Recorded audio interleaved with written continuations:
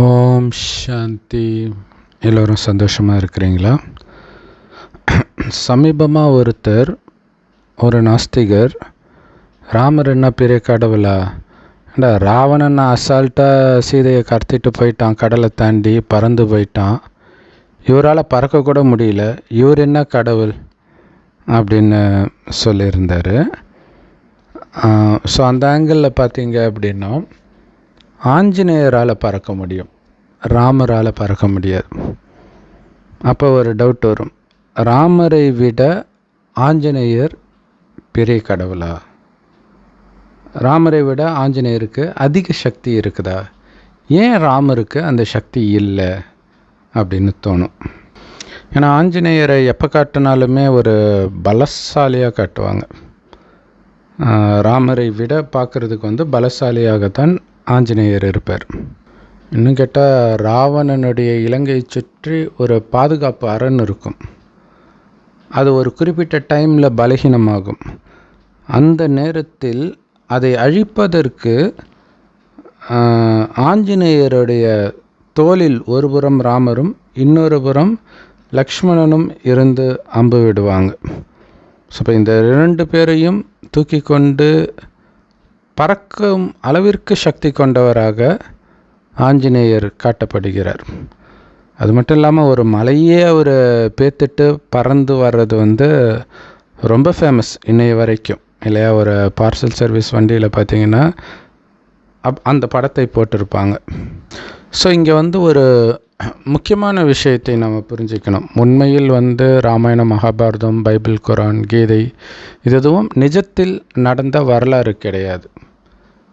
இதில் எதிர்காலத்தில் நடக்க இருக்கும் ஒரு சூக்ஷ்மமான விஷயத்தை ஸ்தூலமான கதை வடிவில் புனையப்பட்ட ஒரு விஷயம்தான் வேதங்கள். ஸோ அந்த சூக்ஷ்மம் என்னன்னு தெரியாத வரைக்கும் இப்படித்தான் நாஸ்திகர்கள் மாதிரி தப்பாக நினைக்க தோணும். உண்மையில் ராமாயணம் முழுவதும் நீங்கள் பார்த்தீங்கன்னா ஒரு விஷயத்தை நீங்கள் கவனிக்கலாம். என்ன அப்படின்னா, அகலிகைன்ற ஒரு பெண், அழகான பெண், நடத்தை சரியில்லாத காரணத்தினால் தன்னுடைய கணவனால் சபிக்கப்பட்டு கல்லாவா. ராமர் வரும்பொழுது அவருடைய கால்பட்டு அந்த கல் மீண்டும் பெண்ணாவாள். அதே மாதிரி சுக்ரீவன் ராஜா, அவன் தன் ராஜ்யத்தை, தன் மனைவியை, எல்லாத்தையுமே தன் அண்ணனால் அபகரிக்கப்பட்டு ஏமாற்றப்படுகிறான். ராமர் வந்த பிறகு மீண்டும் அனைத்தும் சுக்ரீவனுக்கு திருப்பி கொடுக்கப்படுகிறது. அதாவது அதற்கு முன்பு, இழப்பதற்கு முன் எப்படி இருந்தானோ அதே போல் மீண்டும் ஆக்கப்படுகிறான் ஸ்ரீராமரால். அதே போல் ஆஞ்சநேயரை எடுத்துக்கிட்டிங்கன்னா, சின்ன வயசுலேயே அவருக்கு பறக்கக்கூடிய சக்தியெல்லாம் இருக்கும். அப்படிப்பட்டவர் தன்னுடைய அதிகப்படியான குறும்புத்தனத்தினால குருகுலத்தில் உள்ள ரிஷியினால் சபிக்கப்படுகிறார். இந்த பறக்கும் சக்தியை நீ மறந்து போவாய் அப்படின்ட்டு. ஸோ ராமரிடம் வந்த பிறகுதான் மீண்டும் அந்த பறக்கும் சக்தி ஆஞ்சநேயருக்கு கிடைக்குது. இவை அனைத்தும் ராமர் மூலமாகவே மீண்டும் கிடைக்கிறது என்பதுதான் இங்கே முக்கியமான விஷயம். அதுதான் கடவுளுடைய வேலை. கடவுளுடைய வேலை பறக்கிறது, அடிக்கிறது, உதைக்கிறது கிடையாது. நாம் எதையெல்லாம் இழந்திருக்கிறோமோ அதை மீண்டும் நமக்கு திருப்பி கொடுக்கும் வழியை சொல்வது தான் கடவுளுடைய வேலை. அதே போல் சீதை மகாலட்சுமியின் அவதாரம். அப்படின்னா என்ன அர்த்தம் தெரியுமா? சொர்க்கத்தில் இருந்த மகாலட்சுமி அனைத்தையும் இழந்து சீதையாகிறாங்க. சீதையினாலே அனைத்தையும் இழக்கிறாங்க இல்லையா? காட்டுக்கு போயிடுறாங்க.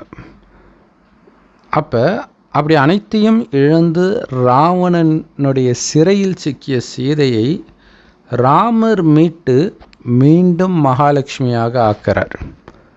ஸோ அதை நாம் கவனிக்க தவறி இருப்போம்.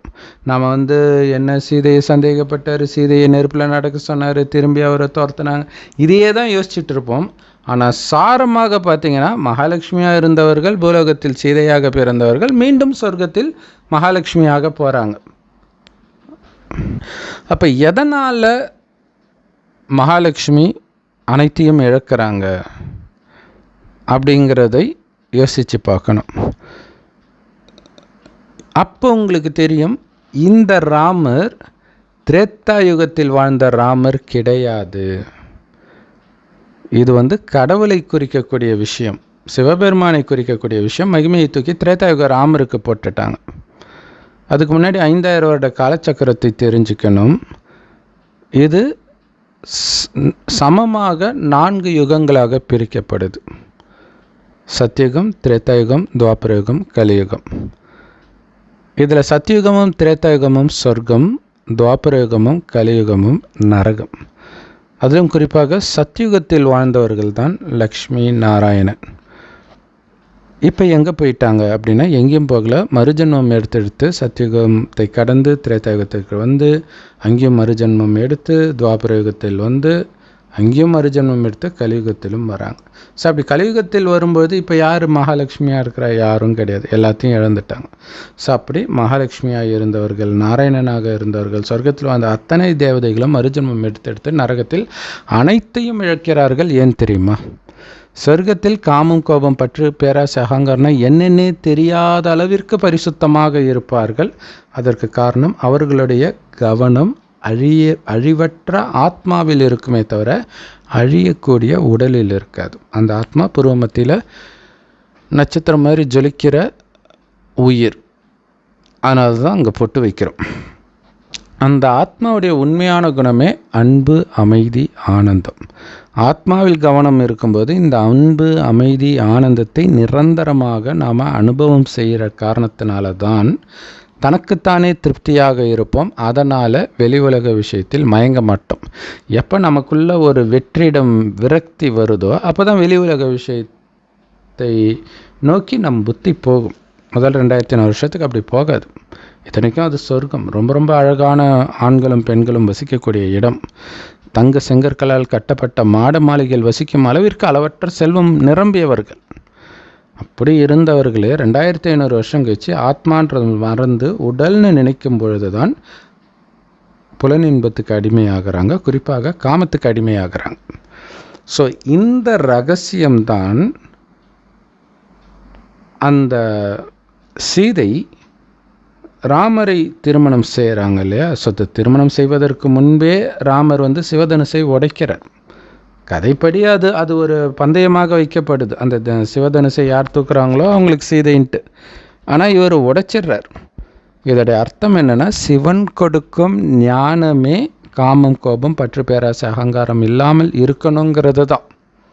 இந்த 5000 வருட கல்பச்சக்கரத்தில் ஒவ்வொரு 5000 வருடத்தின் இறுதியிலும், அதாவது கலியுகம் அழியறதுக்கு 100 வருடம் முன்பு சிவபெருமான் இந்த ஞானத்தை கொடுத்து மனிதர்களை தூய்மையாக்குறார். மீண்டும் உங்களை ஆத்மான்னு உணர்ந்து சிவபரமாத்மாவாகிய என்னை எந்த அளவுக்கு நினைவு செய்கிறீங்களோ அந்த அளவுக்கு ஆத்மா தூய்மையாகுன்றார். ஸோ கடவுள் செம்பன் நிறமான ஒளி உலகத்தில் நட்சத்திரம் மாதிரி இருக்கார். ஆத்மாக்கள் எல்லாம் அங்கேருந்து தான் வந்தோம். இப்போ மீண்டும் உலகம் அழியும்போது அங்கே தான் போவோம். ஆனால் போகிறதுக்குள்ளே எந்த அளவுக்கு சிவனை நினைத்து நீங்கள் தூய்மையாகிறீங்களோ அந்த அளவுக்கு சொர்க்கத்தில் மிக உயர்ந்த பதவியை அடைவீங்கன்றார். ஸோ அப்படி உயர்ந்த பதவியை அடைந்தவர்கள் தான் லக்ஷ்மி நாராயணன். 2500 வருடம் அப்படி தூய்மையாகவே இருந்தவர்கள் 2500 வருடம் கழித்து ஆத்மா என்பதை மறந்து உடல் உணர்வுக்கு வராங்க இல்லையா? அப்படின்னா என்ன அர்த்தம்? இறைவனுடைய வழியை மறக்கிறார்கள், மீறுகிறார்கள். அதன் நினைவாகவே சிவதனுசை ராமர் உடைப்பதாக காட்டப்படுது. அப்படின்னா என்ன அர்த்தம்? காமத்தில் விழுகிறார்கள். இப்போ காமத்தில் விழுறாங்க அப்படின்னா சொர்க்கத்தின் ராஜ்யத்தை இழக்கிறார்கள். ஸோ அதனால தான் அங்கே ராமர் அந்த ராஜ்யத்தை இழந்து காட்டுக்கு போக வேண்டியதாக காட்டப்படுது. ஸோ அங்கே பார்த்திங்கன்னா சாதாரண ராமருடைய ரோல் மாதிரியும் இருக்கும் அந்த ரோல், சிவபெருமானுடைய ரோல் மாதிரியும் இருக்கும், ரெண்டுமே இருக்கும். இப்போ சீதை வெளி உலக விஷயத்தில் மயங்க ஆரம்பிச்சிட்டாங்க. அதனால தான் காட்டில் போன அப்புறம் அந்த காடு அப்படிங்கிறதே கலியுக விஷயம், கலியுக சுடுகாடுன்னு கூட சொல்லலாம். அந்த மாதிரி இருக்குது. சாரமற்ற உலகமாக இந்த கலியுகம் இருக்குது. இங்கே ஒன்றுமே கிடையாது, ஆனால் பார்த்ததெல்லாம் பார்த்து மயங்குறாங்க, ஆண்களும் சரி பெண்களும் சரி. ஸோ அதில் ஒரு மானை கண்டு சீதை மயங்குறாங்க. அதனால் ராமரை போய் அதை பிடிச்சிட்டு வர சொல்கிறாங்க. அப்போ ராவணன் சீதையை கடத்துறான். இதோடைய உண்மையான அர்த்தம் என்னென்னா, எப்போ வெளி உலக விஷயத்தில் மயங்குறாங்களோ அப்போவே ராவணன் கடத்திட்டான்னு தான் அர்த்தம். ஏன்னா ராவணன்னா யாரும் இல்லை, காமம், கோபம், பற்று, பேராசை, அகங்காரம், இந்த 5 விகாரம் ஆணிடமும் இதே 5 விகாரம் பெண்ணிடம் உள்ள இணைந்த ரூபம்தான் 10 தலை ராவணன். ஸோ அவன் கடத்திடுறான். ஸோ அவன்கிட்ட இருந்து அந்த சீதை அப்படிங்கிறது அனைத்து கலியுக ஆத்மாக்களையும் குறிக்கும். ஆண், பெண் எல்லாரையும் ராவணன் இப்போ கடத்தி வச்சிருக்கிறான், சிறைப்படுத்தி தான் வச்சிருக்கிறான். ஏன்னா இப்போ நடக்கிறதே ராவணராஜ்யம். அதிலிருந்து மீட்பதற்காகவே சிவபெருமான் வரார். ஒரு வயோதிகர் உடலில் வரார். நம்மை மாதிரி தாயின் கர்ப்பத்தில் குழந்தையாக ஒருபோதும் அவர் பிறப்பதில்லை. அதனால தான் சிவபெருமான் எந்த தாய் தந்தைக்கும் பிறந்ததாக எந்த புராண கதையும் இருக்காது.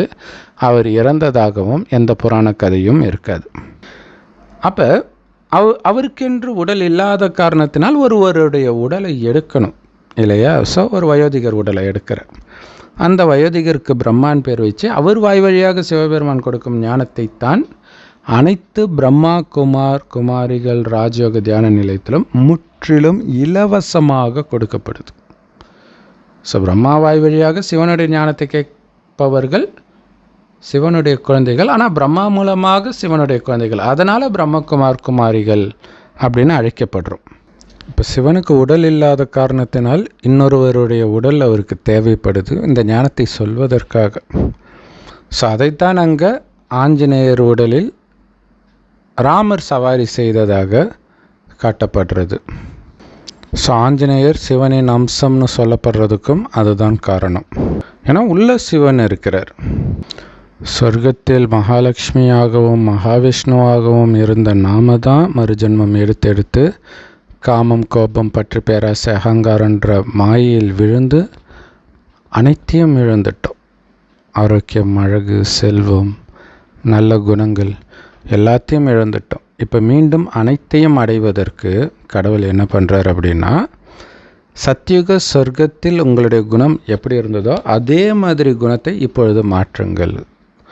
இப்போ உங்களுக்குள்ள அசுர குணத்துக்கு மூலமாக இருந்தது உங்களை அழியக்கூடிய உடம்புன்னு தப்பாக புரிஞ்சுக்கிட்டது தான். சத்தியுகத்தில் எப்படி உங்களை அழிவற்ற ஆத்மாவாக உணர்ந்தீர்களோ அது மாதிரி இப்போ உணரணும். அதற்கான சக்தி ஆத்மாவில் இல்லாததுனால ஆத்மாவின் தந்தை சிவபரமாத்மாவாகிய என்னை நினைவு செய்யுங்கள், நான் செம்பொன் நிறமான ஒளி உலகத்தில் நட்சத்திரம் போல் ஜொலிக்கிறேன் அப்படின்னு சொல்கிறார். ஸோ அப்போ செவ்வானத்தில் நட்சத்திரம் மாதிரி சிவத்தந்தையை எந்த அளவுக்கு நாம் நினைவு பண்ணிக்கிட்டே இருக்கிறோமோ அந்த அளவிற்கு ஆத்மாவின் மயக்கம் தெளியும். காமம், கோபம், பற்று, பேராசை, அகங்காரம், புலனின்பத்திலிருந்து ஆத்மா விடுபட்டு சுதந்திரமாக பறக்க ஆரம்பிக்கும். ஸோ இதைத்தான் ஆஞ்சநேயர் பறப்பதாக காட்டப்பட்டிருக்கிறது. இது சூக்ஷ்மமாக நடக்கிற விஷயமே தவிர ஸ்தூலமாக நடக்கிற விஷயம் கிடையாது. ஆரம்பத்தில் அதாவது மனம் லேசாகுது, தேவையற்ற விஷயங்கள்லேருந்து பற்றில் இருந்தெல்லாம் ஆத்மா விலகுது. ஏன்னா கடவுள் இங்கே என்ன சொல்கிறாருன்னா, உன்னை ஆத்மான்னு உணர்ந்து என்னை நினைவு செய், உடம்பு ஒன்று இருக்குதுன்றதே மறந்துடுன்றார். அப்படின்னு அர்த்தம் உடல் சார்ந்த அனைத்து உறவுகளையும் மறந்துடு. உனக்கு உடலே கிடையாதுன்னும் போது உறவுகள் எங்கேருந்து வந்தது? அப்போ நீ வெறும் ஆத்மா, உன்னுடையவர் தந்தை சிவபரமாத்மா. ஸோ அவருடைய நினைவில் மூழ்க ஆத்மா லேசாகி ஆனந்தத்தில் பறப்பதைத்தான் அங்கே ஆஞ்சநேயர் பறப்பதாக காட்டியிருக்கிறாங்க. ஆனால் இதற்காக கடவுள் தினம் தினம் அந்த பிரம்மாவாய் வழியாக ஞானத்தை கொடுக்கிறார். அதுதான் பிரம்மகுமாரிகள் ராஜயோக தியான நிலையத்தின் மூலமாக முரளி அப்படின்னு இலவசமாக போதிக்கப்படுது. ஸோ அப்போ அந்த முரளி தான், அதாவது கடவுளுடைய ஞானம்தான் ஆத்மாவில் பிடிச்சிருக்கிற இந்த காமம், கோபம், பற்று, பேராசை, அகங்காரம்ன்ற நோயை முற்றிலும் தீர்க்கக்கூடிய சஞ்சீவினி மருந்து. ஸோ இந்த சஞ்சீவினி மருந்தைத்தான் ராமர், லக்ஷ்மணன் இவங்களாம் ராமாயணத்தில் அப்பப்போ மயங்கி விழுவாங்க யுத்தத்தில்.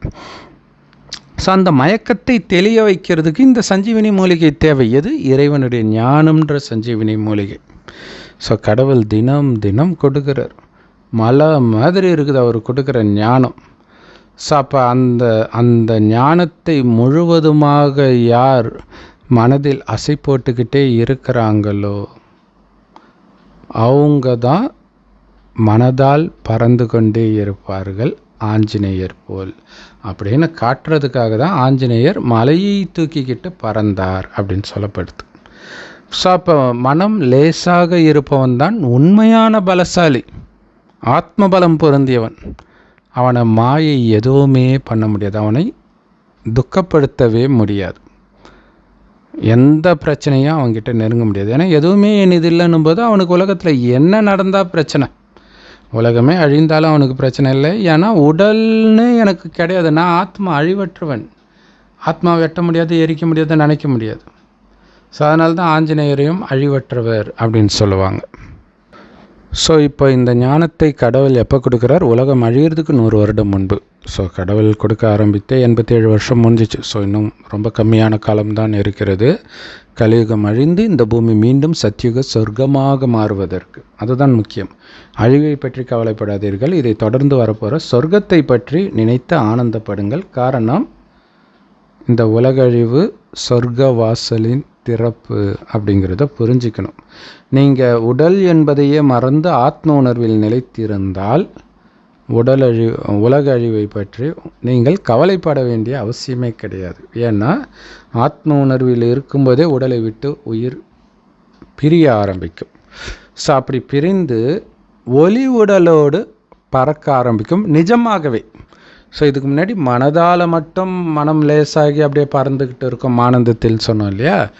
இப்போ நிஜமாகவே உடலை விட்டு பிரியும் பொழுது அது பரந்தாமம் வாசல் திறக்கிறதுக்கு ஒரு நேரம் ஆகும். அது வரைக்கும் நாம் ஒளி உடலோடு பறக்க ஆரம்பிக்கும், நினைத்த இடத்தில் பறப்போம். ஏன்னா ஆத்மாவில் தான் மனம் இருக்குது. ஸோ மனதின் வேகம் தான் நீங்கள் பறக்கிற வேகம். அப்போ யோசிச்சு பாருங்கள், இங்கேருந்து ஒரு வினாடியில் உங்களால் அமெரிக்காவுக்கு போக முடியும். ஆனால் அதுக்கு எந்த பற்றும் இருக்கக்கூடாது, எதன் மீதும் பற்று இருக்கக்கூடாது. என்னோடய அப்பா அம்மா எதுவுமே இருக்கக்கூடாது. அப்பா அம்மா, கணவன், மனைவி, குழந்தை இருந்துச்சுன்னா அங்கே போய் சிக்கிக்குவீங்க. அப்படின்னு அர்த்தம், ஒன்று அங்கே பேயாக சுற்றிக்கிட்டு இருப்பீங்க, இல்லாட்டினா அங்கே பிறக்க ஆரம்பிச்சிடுவீங்க தாயின் கர்ப்பத்தில் போய். எப்படி போனாலும் பிரச்சனை தான்.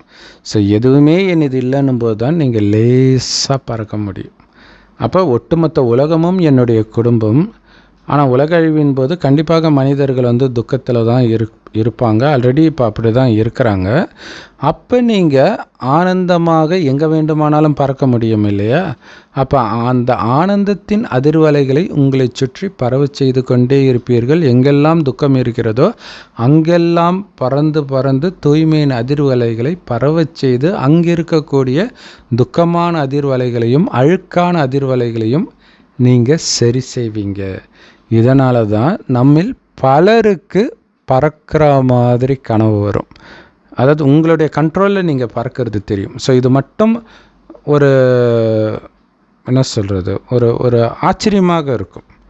ஏன்னா தண்ணிக்குள்ளே மூழ்கிற மாதிரி கனவு வராது, மற்ற மாதிரிலாம் வராது. ஆனால் இது பறக்கிறது உங்களுக்கு பல தடவை இந்த கனவு வர உங்களுக்கே டவுட் ஆகிடும், ஒருவேளை நிஜமாலே நான் பறந்தேனா. வீட்டில் இருக்கிறவங்கள கேட்க ஆரம்பிச்சுங்க, நான் எப்போயாவது பறந்தேனா. ஏன்னா திரும்ப வரும். ஏன்னா அந்த கடைசி நேரம் நெருங்க அது சம்மந்தப்பட்ட எண்ணம் உங்களுக்கு கனவாக வருது. அது உங்களுக்கு அந்த கான்ஃபிடென்ஸை கொடுக்குது. மேலும் புத்தியினால் அந்த பயிற்சியும் நீங்கள் பண்ணும்பொழுது கடைசியில் அப்படி டக்குன்னு பறப்பீங்க. கீழே எந்த ஞாபகமும் வந்துடக்கூடாது, வந்துருச்சுன்னா மாட்டிக்குவீங்க இல்லையா. கடலுடைய ஒரு பேரலை உலகத்தையே மூழ்கடிக்கணும்னா எப்படி இருக்கும்னு யோசிச்சு பாருங்கள். அப்போ மேலே பறந்து நீங்கள் பார்த்தீங்கன்னா ஆனந்தமாக இருக்கும், கீழே சிக்கினீங்க கொடூரமான நரகமாக இருக்கும். எனவே பறக்கும் ஆஞ்சநேயர் பெரியவர் இல்லை, அவரை பறக்க வைத்த சிவபெருமானே பெரியவர். அங்கே சிவபெருமானுக்கு பதில் அங்கே ராமரை காட்டியிருக்கிறாங்க, அவ்வளவுதான். சிவபெருமான் இறைவனின் நினைவிலிருந்து நமக்குள்ளே இருக்கக்கூடிய காமம், கோபம், பற்று, பேராசை, அகங்காரம்ன்ற ராவணனை முற்றிலும் அழிக்க சொல்கிறார். இறைவனின் நினைவுன்ற ஜோதியில் மூழ்கி இல்லையா, இறைவனுடைய நினைவே ஒரு நெருப்பு மாதிரி. நான் ஆத்மான்னு சிவபரமாத்மா செவ்வானத்தில் நட்சத்திரம் மாதிரி நீங்கள் நினைக்க அந்த யோக அக்னியில் ஆத்மா தூய்மையாகும். அப்படிங்கிறத தான் சீதை ராவணன் கிட்டேருந்து மீட்டுட்டு வரும் பொழுது அந்த அக்னி பிரவேசம் பண்ண சொல்கிறாங்க. அதோடைய அர்த்தம் என்னென்னா, ராமருடைய நினைவிலிருந்து காமம், கோபம், பற்று, பேராசை, அகங்காரன்ற தீயில் எரியாமல் நாம் வெளியில் வருகிறோம். ஸோ இந்த பரீட்சை நமக்கு நடக்கும் ஸ்தூலமாக. அங்கே சும்மா சூக்ஷ்மமாக ஒரு நெருப்பில் நடக்கிற மாதிரி காட்டிட்டாங்க. ஸோ காமம் சார்ந்த டெஸ்ட் பேப்பர் வரும், கோபம் சார்ந்த டெஸ்ட் பேப்பர் வரும். எதுவுமே என்னதில்லை, உடம்பே என்னதில்லை, நான் வெறும் ஆத்மா, எல்லோரையும் ஆத்மான்னு பார்த்தா எப்படி காமம் வரும்? எது நடந்தாலும் உங்களுக்கு எப்படி கோபம் வரும்? பற்று, பேராசை, அகங்காரம் வரும். ஸோ இது எல்லாமே இறைவன் கொடுக்குற முரளி கேட்க கேட்க அந்த ஞானம் ஆழமாக உங்கள் புத்தியில் பதிய பதிய இந்த 5 விகாரங்களிலும் கொஞ்சம் கூட சிக்காமல் சலனப்படாமல் நீங்கள் சொர்க்கத்திற்கு செல்வதற்கு தகுதி பெறுவீர்கள் என்பதுதான் இராமாயணத்துடைய சாரமே. மகாபாரதத்தின் சாரமும் இதுதான், குரான் பைபிளின் சாரமும் இதுதான். நீங்கள் ஆனால் ஒவ்வொரு கதையும் படித்து பாருங்கள். இப்போ நான் சொன்னதை வச்சு பொருத்தி பார்க்கும்போது உங்களுக்கு புரியும்.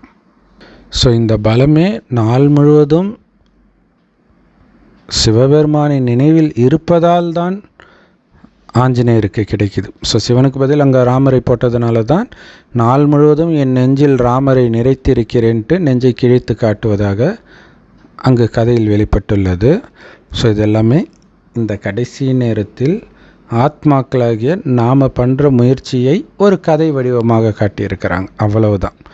ஸோ ஆஞ்சநேயராக ஆத்ம பலம் பொருந்தியவர்களாக நீங்கள் ஆகுறீங்களா இல்லையா, அல்லது வெறும் கதையாக மட்டும் பார்த்துட்டு முயற்சி பண்ணாமல் இருக்க போகிறீங்களான்றது உங்களுடைய choice. Om Shanti. Thanks for வாட்சிங்.